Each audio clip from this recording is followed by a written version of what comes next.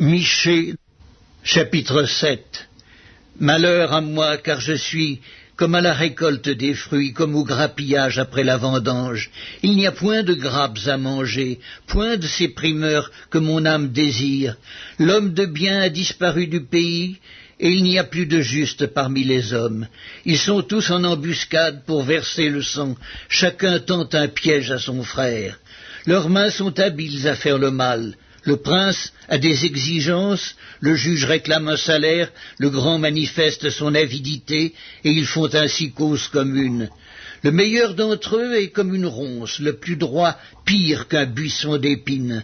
Le jour annoncé par tes prophètes, ton châtiment approche. C'est alors qu'ils seront dans la confusion. Ne crois pas à un ami, ne te fie pas à un intime. Devant celle qui repose sur ton sein, garde les portes de ta bouche, car le fils outrage le père, la fille se soulève contre sa mère, la belle-fille contre sa belle-mère, chacun a pour ennemi les gens de sa maison. Pour moi, je regarderai vers l'Éternel. Je mettrai mon espérance dans le Dieu de mon salut, mon Dieu m'exaucera. Ne te réjouis pas à mon sujet, mon ennemi, car si je suis tombé, je me relèverai. Si je suis assise dans les ténèbres, l'Éternel sera ma lumière.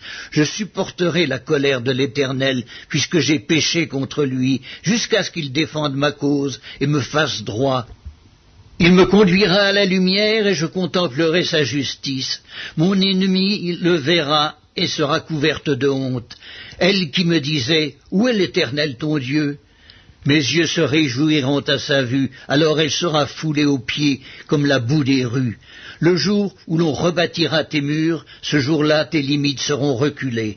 En ce jour on viendra vers toi de l'Assyrie et des villes d'Égypte, de l'Égypte jusqu'au fleuve, d'une mer à l'autre et d'une montagne à l'autre.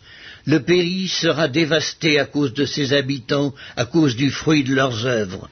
Paie ton peuple avec ta houlette, le troupeau de ton héritage, qui habite solitaire dans la forêt au milieu du Carmel, qu'il pèse sur le Basan et en Galaad, comme au jour d'autrefois, comme au jour où tu sortis du pays d'Égypte. Je te ferai voir des prodiges.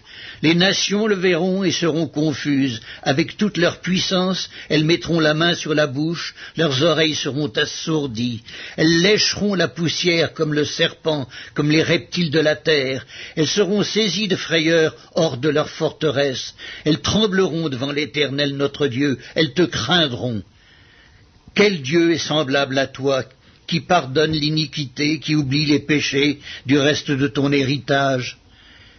Il ne garde pas sa colère à toujours, car il prend plaisir à la miséricorde. Il aura encore compassion de nous, il mettra sous ses pieds nos iniquités.